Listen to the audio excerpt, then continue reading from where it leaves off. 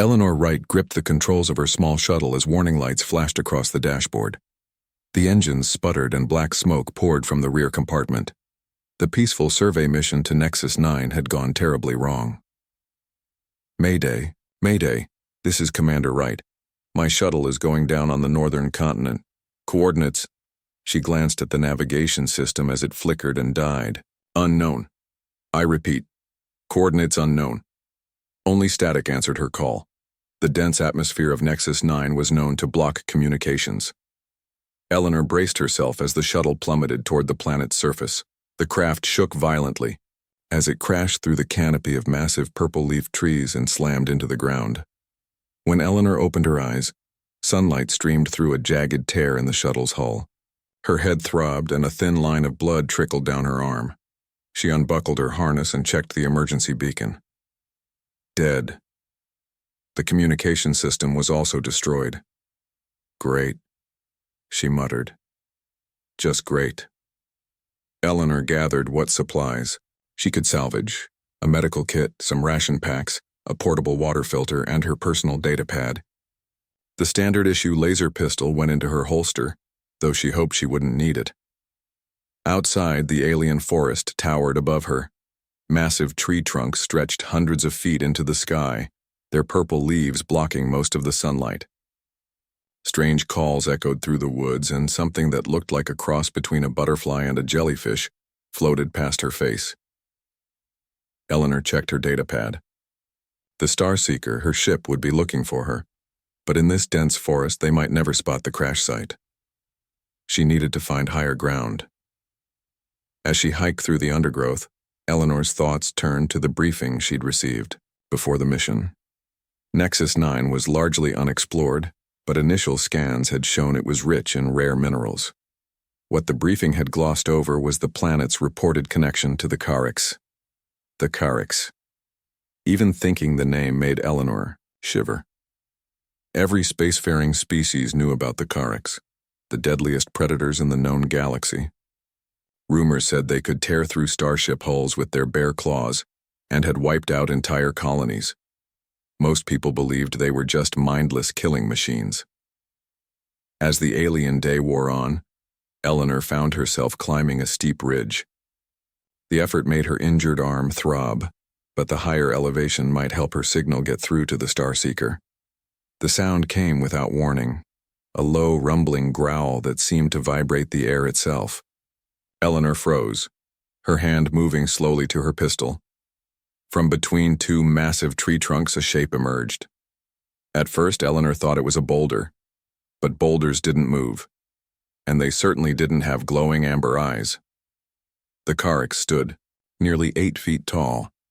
Its body was covered in what looked like plates of natural armor, charcoal gray with streaks of deep blue. Its forearms ended in clawed hands, and its head featured a crown of spines that shifted with its movements. Its mouth, when it opened slightly, revealed rows of sharp teeth. Eleanor's heart pounded in her chest. Every instinct screamed at her to run, but she knew that would be useless. No human could outrun a Orcs. Instead, she slowly raised her hands. "I mean no harm," she said, knowing the creature couldn't understand her words but hoping her tone might convey her peaceful intentions. The Orcs tilted its head, studying her. Then it took a step forward, and Eleanor noticed something she hadn't seen before. A dark liquid, almost black, was seeping from between the plates on its side. The creature was injured. As it moved closer, it stumbled slightly, catching itself on a tree trunk. The movement caused more of the dark fluid to leak from its wound. Eleanor made a decision that would later be described as either the bravest or most foolish act in human history. She slowly, deliberately, opened her medical kit. The Orcs tensed, its spine crown flaring. But it didn't attack. "I want to help," Eleanor said softly, taking out a bottle of antiseptic and some bandages. She pointed to the creature's wound, then to the medical supplies. For a long moment they stared at each other, human and alien predator, while the strange forest sounds continued around them. Then, to Eleanor's amazement, the Orcs lowered, itself to one knee exposing its injured side. With trembling hands, Eleanor approached. Up close, the creature smelled like ozone and something earthy, like wet stone. Its breathing was labored. The wound was deep. Something had pierced between its armored plates. Eleanor cleaned the wound as gently as she could. The Carix flinched, but remained still. When she applied a pressure bandage, the creature made a sound, not a growl, but almost like a purr. "You're welcome," Eleanor said, stepping back. "I'm Eleanor, by the way." The Carix watched her with those intelligent amber eyes. Then it made a series of clicking sounds followed by a rumbling noise that sounded like Vex. Eleanor blinked in surprise. "Vex, is that your name? You can understand me."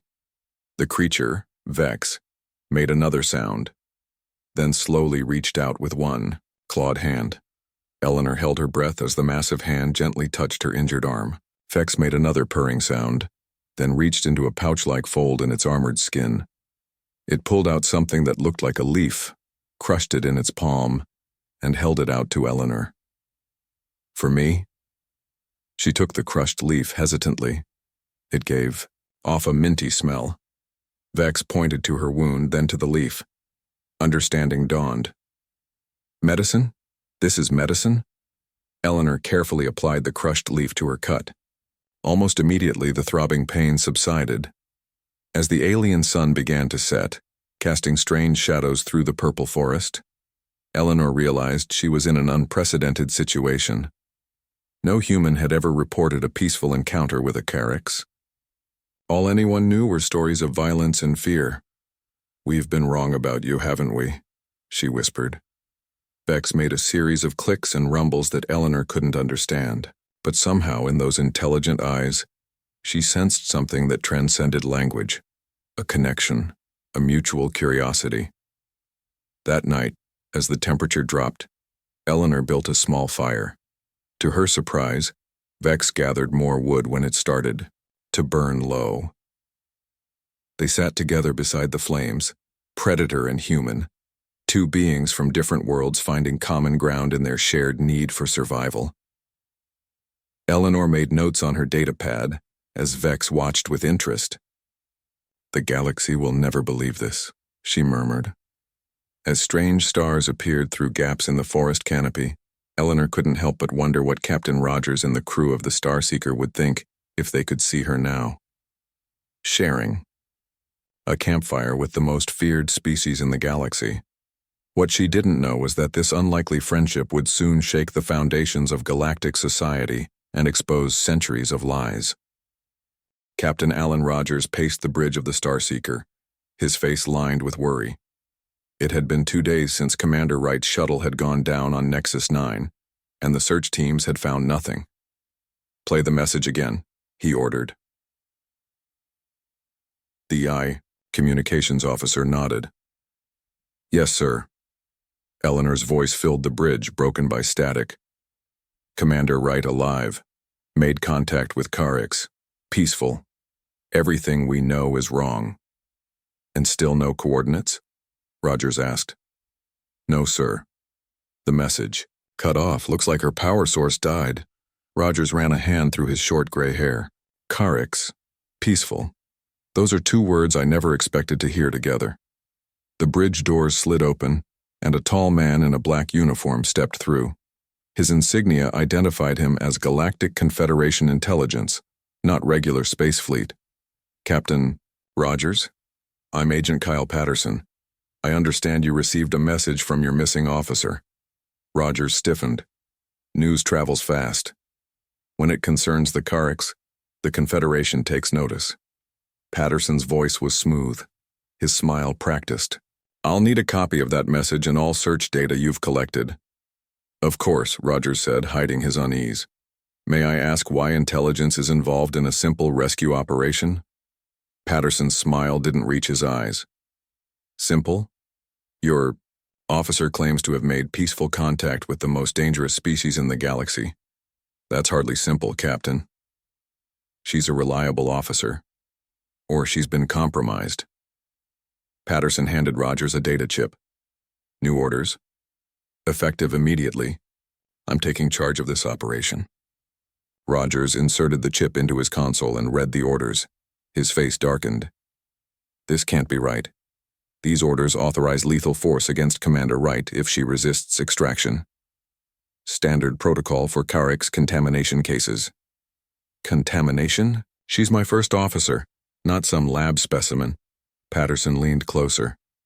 Between us, Captain, the Confederation has encountered situations like this before. The Carricks have ways of influencing other species. Mind control, some say. If your Commander Wright believes they're peaceful, she's already compromised. Rogers didn't believe it for a second, but he nodded anyway. Something wasn't right, and he needed time to figure it out. My team will be boarding within the hour, Patterson continued. We'll handle the extraction from here. After Patterson left, Rogers turned to his most trusted officers. I want everything we have on the Carricks, not the official reports, the raw data, and find me Dr. Olivia Hartman from Xenobiology. Meanwhile, on Nexus 9, Eleanor was learning more about the Carricks with each passing hour. The elder, whom she now knew as Sharn, had assigned Mira to teach Eleanor their language and customs. Sitting in a communal area, Mira used drawings and gestures to explain Carrick's history. Through this improvised communication, Eleanor began to understand the truth. The Carricks hadn't always been seen as monsters. Centuries ago, they had peaceful first contact with several species. But their world was rich in rare minerals, the same minerals the Confederation now sought on Nexus 9. When they refused to allow unrestricted mining that would destroy their ecosystem, conflict erupted.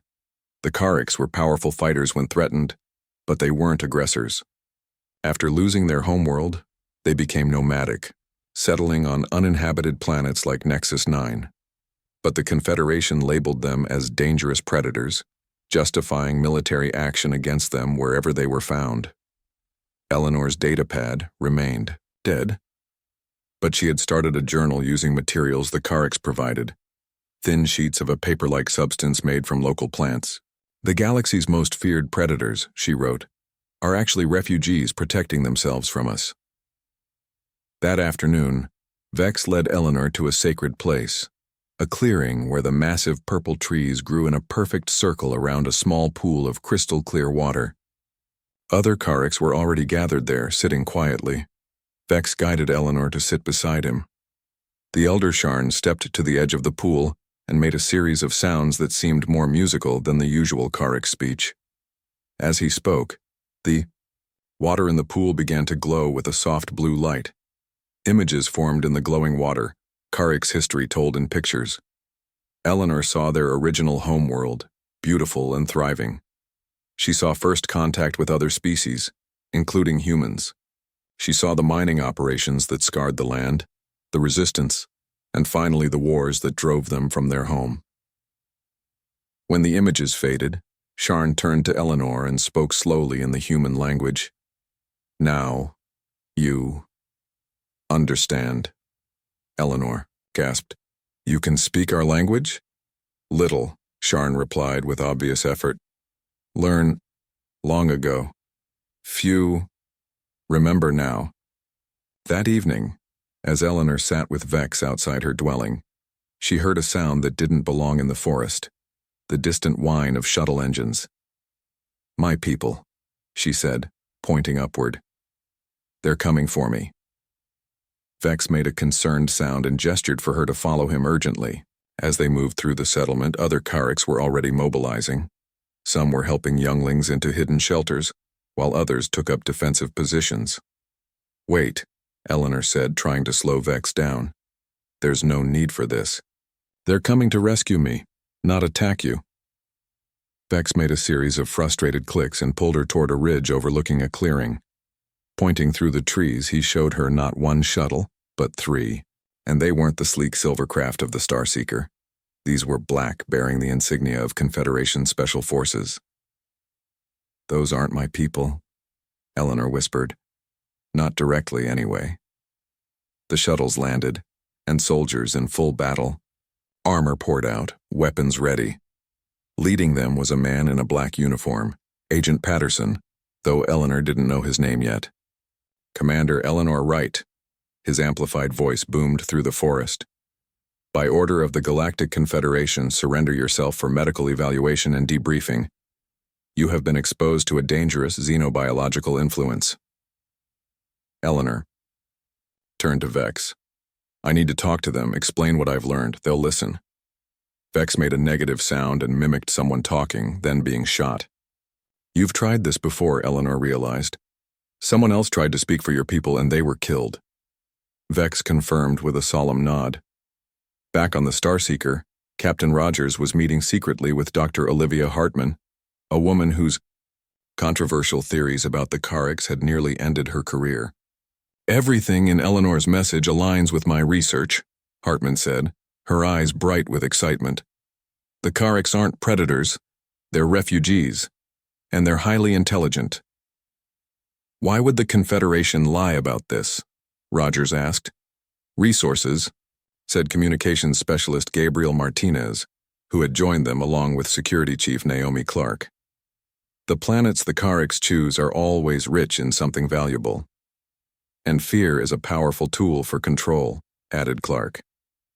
If people believe there's a deadly enemy out there, they accept military expansion, restricted freedoms, higher taxes for defense.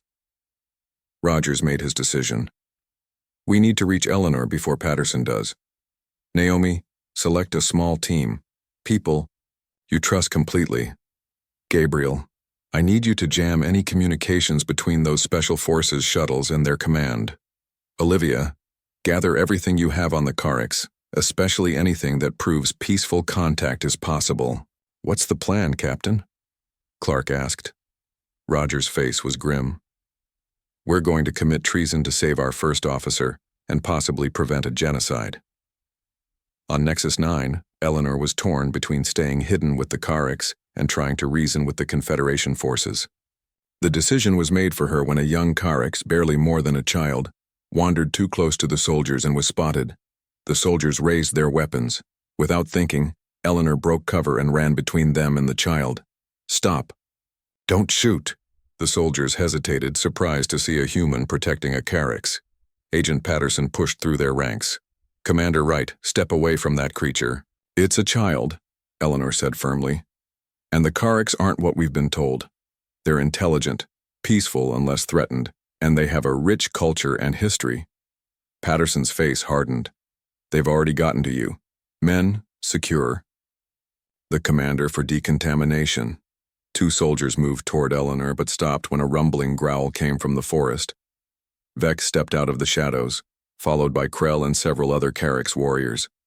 These are my friends, Eleanor said, standing her ground. I won't let you hurt them. Friends. Patterson laughed. Commander, the Orcs have killed thousands of humans. They destroy colonies, attack ships. They're monsters. That's a lie, Eleanor replied. They were defending themselves. We attacked them first, drove them from their homeworld because we wanted its resources.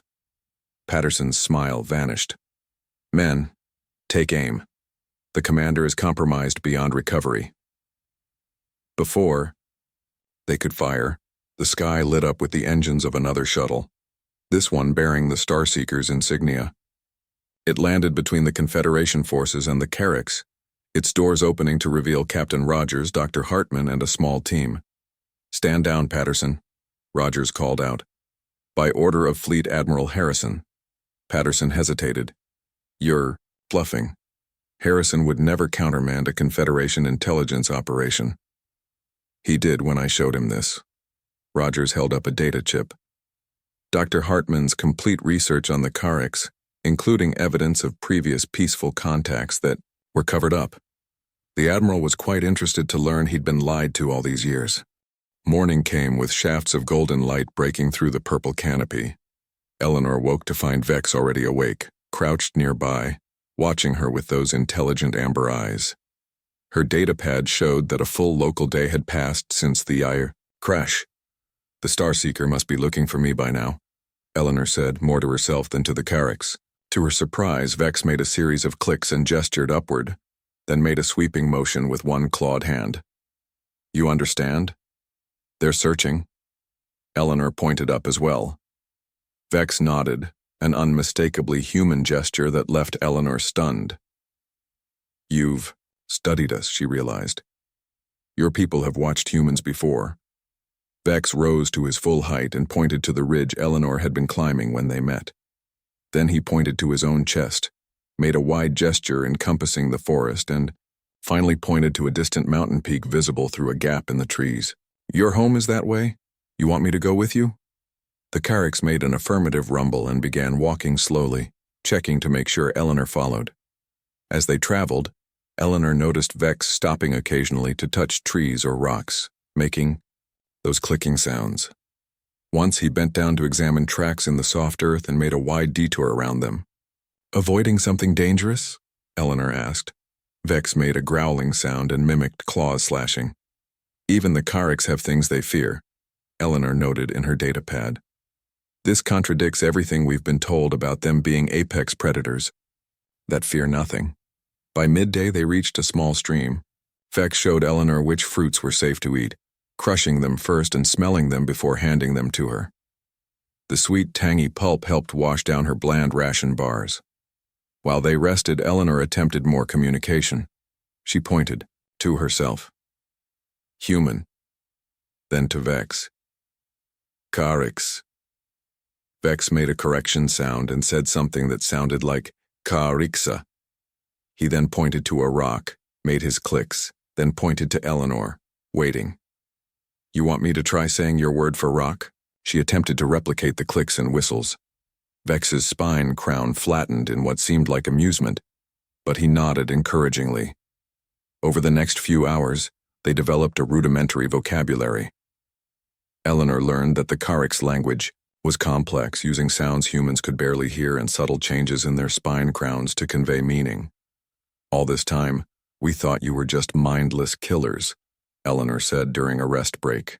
But you have language, medicine, society. Why hasn't anyone discovered this before? Vex seemed to understand her question. He made a series of motions, mimicking explosions, weapons firing, and finally, hiding. War. There was a war between our people. The Carricks nodded grimly. Eleanor's datapad beeped, its battery running low. She quickly recorded her observations. The Carricks appear to have a history of conflict with humans or other species. They seem to deliberately avoid contact. This contradicts the official narrative that they are aggressive hunters who seek out other species to attack. As the day went on, Eleanor noticed subtle changes in their surroundings. The vegetation became more orderly, with certain plants growing in patterns too regular to be natural. Occasionally, she spotted markers carved into tree trunks or stones. Simple, symbols that Vex acknowledged with touches as they passed. We're in Carrick's territory now, aren't we? She asked. Vex confirmed with a nod, then suddenly stopped, his spine crown fully extended. He made a series of loud, complex calls that echoed through the forest. For a moment, everything was still. Then the underbrush rustled, and 3 more Carricks emerged. They were similar to Vex, but with subtle differences. One had more blue in its armor plates, another was slightly smaller with a more elaborate spine crown, and the third bore scarred, plates that spoke of old battles. The newcomers stared at Eleanor with what could only be described as shock. They made aggressive sounds toward Vex, their claws extending. Vex positioned himself between Eleanor and the others, making urgent clicks and rumbles. He pointed to the bandage on his side, then to Eleanor. The standoff lasted several tense minutes. Eleanor remained perfectly still, her hand deliberately away from her pistol. Finally, the smallest Carricks, the one with the elaborate spine crown, stepped forward. It studied Eleanor closely, then reached out one claw and gently touched her hair with surprising delicacy. Hello, Eleanor said softly. The Carricks jumped back slightly, then made a sound almost like laughter. It turned to the others and made a series of clicks that seemed to ease the tension. The scarred one remained suspicious, but all 3 eventually made gestures that Vex had taught Eleanor meant acceptance. Vex made introductions through gestures and sounds. The one with the elaborate crown was called something like Mira. The blue-streaked one was Sorn, and the scarred veteran was Krell. Eleanor repeated their names as best she could, earning more of those laughing sounds when she mispronounced them. As they continued their journey now as a group, Krell kept a watchful distance, but Mira seemed fascinated by Eleanor. She kept pointing to different parts of Eleanor's equipment and making questioning sounds. She's curious, Eleanor noted in her datapad, conserving its remaining power. These beings have distinct personalities. Vex is cautious but brave. Mira is curious. Sorn seems indifferent. And Krell is suspicious. They're individuals, not a hive mind, as some xenobiologists have theorized. By late afternoon, they reached a ridge overlooking a valley. What Eleanor saw below took her breath away. Nestled among the massive trees was a Karrick settlement, not the primitive caves or nests described in Confederation reports, but an intricate community built in harmony with the forest. Structures were woven between living trees connected by bridges of woven material. Lights glowed from within dwellings, and she could see dozens of Karricks moving about, working, or gathered in what appeared to be communal areas. "It's beautiful," she whispered. Vex made a proud rumbling sound in response. As they descended toward the settlement, Eleanor's datapad picked up a faint signal. The Starseeker was transmitting a broad-spectrum search pattern. She quickly typed a message. "Commander Wright alive. Made contact with Karricks. Peaceful. Everything we know is wrong. Coordinates to follow when able." The message sent just before the datapad's battery died completely. Their entry into the Karrick settlement caused a sensation. Activity stopped as Eleanor walked beside Vex. Some Karricks retreated into dwellings while others moved closer, their spine crowns shifting in what Eleanor now recognized as expressions of curiosity and concern. An older Karricks, its plates faded, to a pale gray, approached. Its spine crown was elaborate but moved slowly, giving an impression of dignity. Vex and the others lowered their heads slightly in respect. Vex explained through gestures and sounds, pointing to his healed wound and to Eleanor repeatedly. The elder listened, then approached Eleanor directly. It studied her for a long moment, then made a decision. With deliberate movements, it extended all four hands toward her. Vex nodded encouragingly, and Eleanor understood. She placed her hands in the elder's larger ones. The elder made a series of clicking sounds that rippled through the gathered crowd. The tension broke, and suddenly the atmosphere changed. Karricks approached, not threateningly, but with curiosity. Young ones, smaller with less developed armor, peeked from behind adults. That evening, Eleanor was given a dwelling of her own, a small but comfortable space with soft bedding made from woven fibers. Vex visited briefly, bringing food and water. Before leaving, he placed a carved stone beside her bed and pointed to it, then to himself. "A way to call you if I need help?" Eleanor guessed. Vex nodded, then hesitated at the doorway. He made a sound Eleanor hadn't heard before, touched his chest with all four hands, then departed. As alien stars shone through the woven ceiling of her new dwelling, Eleanor thought about the crew of the Starseeker and Captain Rogers. Had they received her message? Would they understand its significance? Or would they come with weapons expecting to rescue her from monsters? She didn't know that her message had indeed reached the Starseeker, and that it had thrown the ship into chaos. Tension filled the air as the two groups faced each other on the ridge. The Confederation soldiers kept their weapons trained on the Karricks, while Captain Rogers and his small team stood their ground between them. "Your bluff won't work, Rogers," Agent Patterson said coldly. "No admiral would countermand a direct order regarding the Karricks. Stand down now, or I'll have you arrested for treason." Eleanor stepped forward. "This has gone on long enough. The Confederation has been lying about the Karricks for centuries, and I can prove it." She turned to Dr. Hartman. "You're the xenobiologist, right? The one who's been studying the Karricks?" Hartman nodded. "Dr. Olivia Hartman. I've spent my career trying to understand the Karricks, but the Confederation has blocked my research at every turn." "Perhaps this will help," Eleanor said. She lifted a small object, the carved stone Vex had given her. "This is a Karrick's memory stone. With their permission, I can show everyone the truth." Patterson laughed. "A rock? That's your evidence?" Eleanor ignored him and approached Vex. Through gestures and the few Karrick's words she knew, She asked permission to use the stone. Vex consulted with Sharn and the other elders, who were watching from the edge of the forest. After a brief discussion, Sharn nodded solemnly. Vex took the stone from Eleanor and placed it in a small pool of water similar to the one Eleanor had seen in the sacred clearing. He then made a series of clicks and whistles, and the water began to glow with the same blue light. Images appeared above the pool, clearer than before, floating in the air like holograms. They showed the same history Eleanor had seen: the Carricks, homeworld, first contact with humans and other species, the mining operations, and the conflicts that followed. But this time there was more. The images showed Carricks being hunted down by Confederation forces. They showed Carricks protecting other species from disasters, using their connection to planetary ecosystems to predict earthquakes and storms. And, most damning of all, they showed Confederation officials meeting secretly with Carricks representatives, then ordering their deaths once negotiations failed.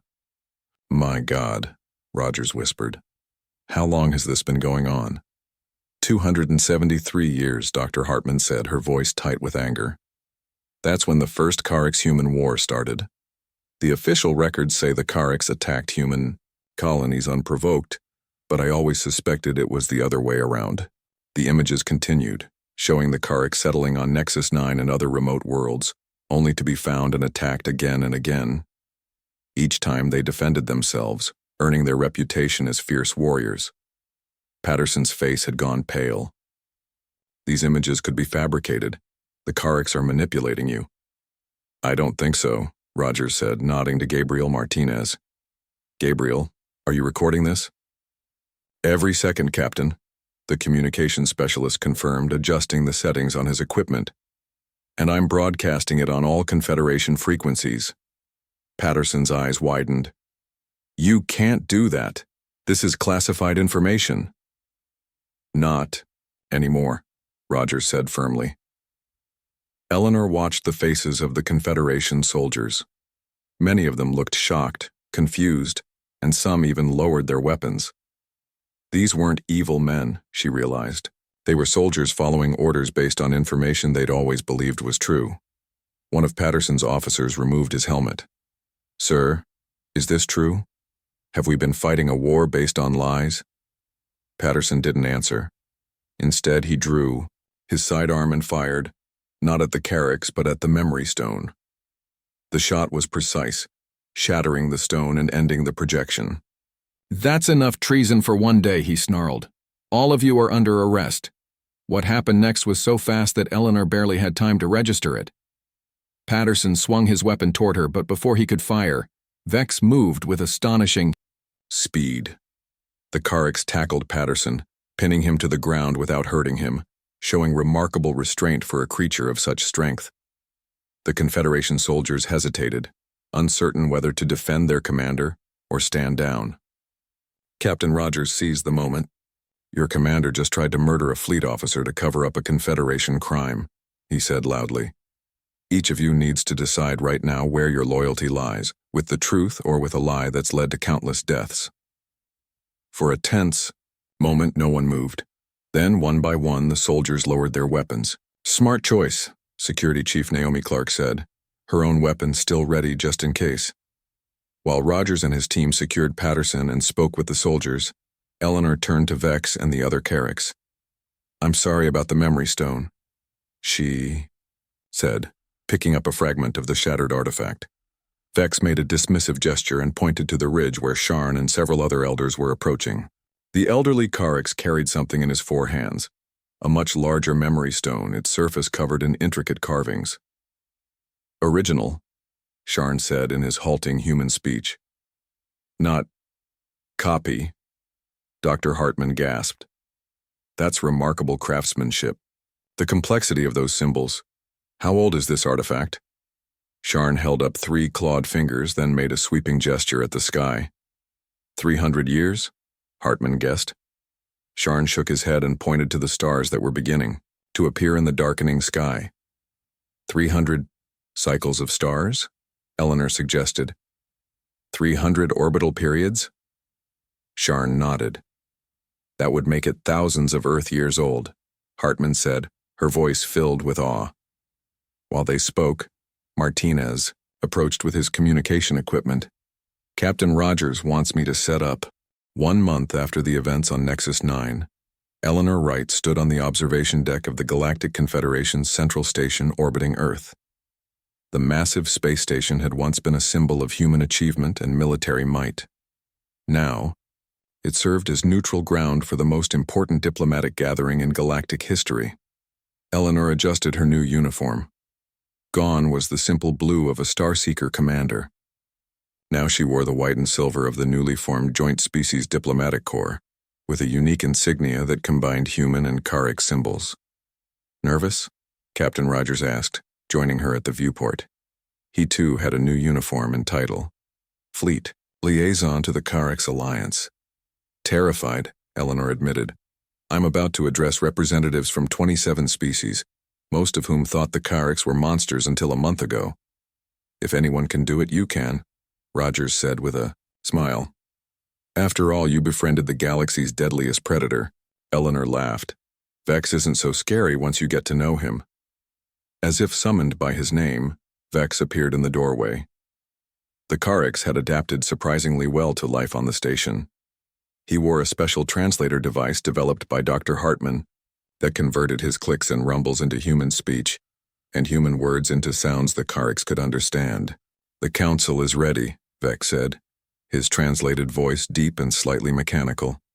"Sharn asks if you are prepared." Eleanor took a deep breath. "As ready as I'll ever be." The three of them walked together through the station. Humans and aliens alike stopped to stare at the sight of a Karics moving freely among them, without restraints or guards. Some looked fearful, others curious, but no one interfered. The council chamber was a vast circular room with seats arranged in rising tiers. Representatives from across the galaxy filled the seats: humans, Talarians, Vosk, and dozens of other species. In a special section sat a group of Karics, their spine crowns shifting with nervous energy. At the center of the room stood a podium, and beside it, a containment field holding something that glowed with an eerie purple light. One of the Nexus crystals now growing and changing in alarming ways. Admiral Harrison, a stern-faced man with more medals than most people earned in a lifetime, opened the session. "Representatives of the galaxy, we face an unprecedented crisis. For centuries, the Confederation has harvested what we called Nexus crystals, believing them to be a natural energy source. We now know they are something far more dangerous." I gestured to Eleanor. "Commander Wright will explain." Eleanor took the podium, feeling the weight of billions of lives on her shoulders. "1 month ago, I crashed on Nexus 9 and encountered a wounded Karics. Instead of attacking me as all our teachings said he would, Vex allowed me to help him. That single act of trust between species has led us here today." She activated the holographic display, showing images from the Karics memory stones. "The Karics arrived in our galaxy over 10,000 years ago, refugees from a catastrophe in their home galaxy. They were fleeing an entity they call the Void, a sentient darkness that consumes all life in its path. The display showed the darkness they had seen in the final images on Nexus 9. The Void followed them here, but in a dormant state, as seeds, scattered across dozens of worlds. The Karics dedicated themselves to containing these seeds, preventing them from growing and reconnecting with each other. These seeds are what we have been calling Nexus crystals." Murmurs spread through the chamber. "By harvesting these crystals, bringing them together in our research stations, we have inadvertently begun the awakening process. The Void is stirring." She gestured to the crystal in the containment field. Even as they watched, new patterns formed within it, like veins of darkness spreading through the purple glow. "Our scientists and Karics experts estimate we have less than 6 months before the awakening is complete. If that happens, this galaxy will face the same fate as the Karics' home galaxy, total consumption by the Void." The chamber erupted in panicked voices. Some representatives shouted accusations at the Karics, claiming this was all an elaborate hoax. Others demanded immediate military action. Admiral Harrison called for order.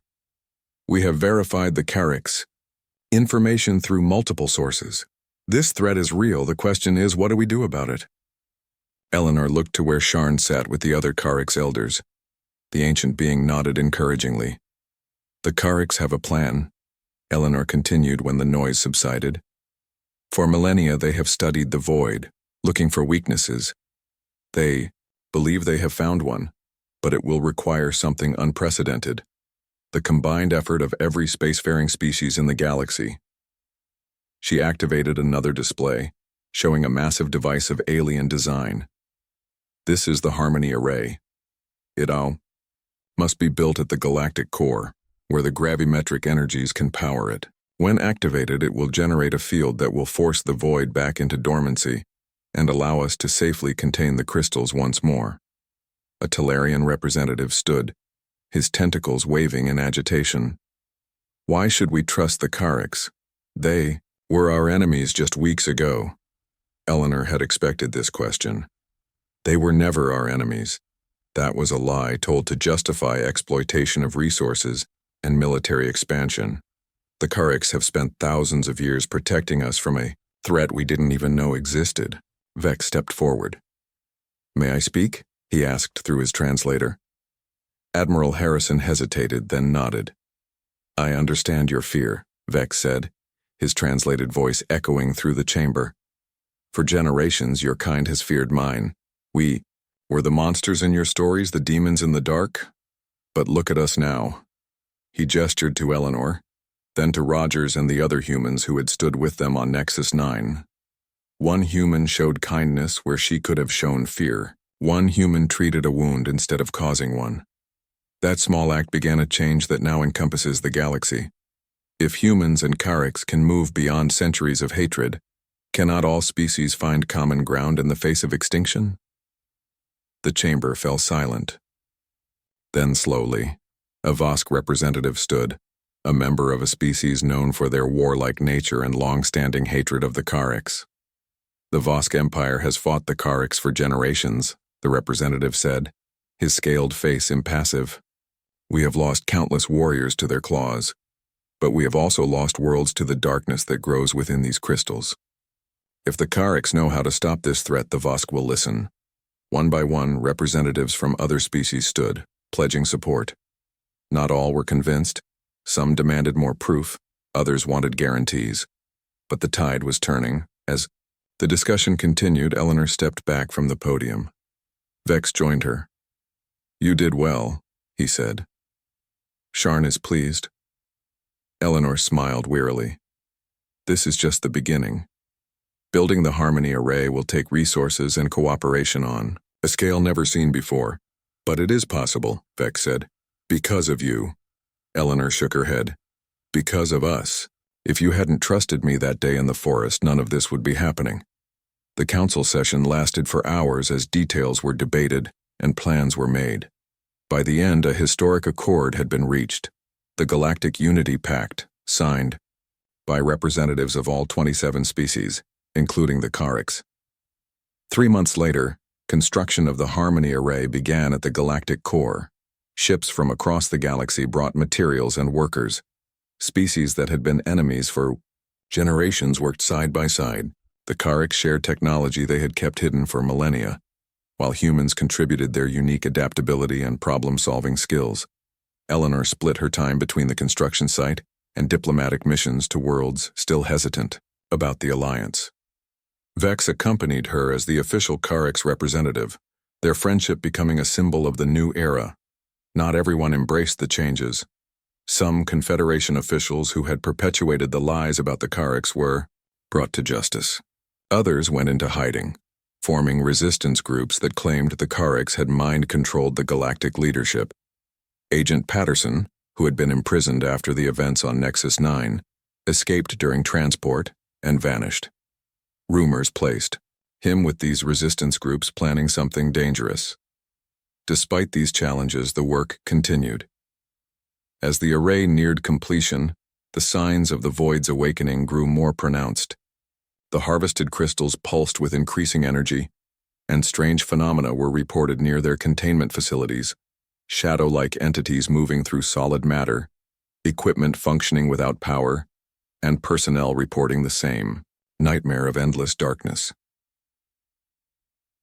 5 months after the council meeting, Eleanor stood with Vex and Captain Rogers on the observation deck of the control station orbiting the Harmony Array. The massive structure spanned thousands of kilometers, its intricate patterns designed to channel the energy of the galactic core. "Will it work?" Rogers asked, watching as the final components were put in place. "It has to," Eleanor replied simply. Alarms suddenly blared throughout the station. Dr. Hartman's voice came over the communication system. "Security breach in Crystal. Containment. All personnel evacuate immediately." Eleanor, Vex, and Rogers raced to the containment section. The security doors had been sealed, but through the observation window, they could see a horrifying sight. Agent Patterson stood before the primary crystal, which had been removed from its containment field.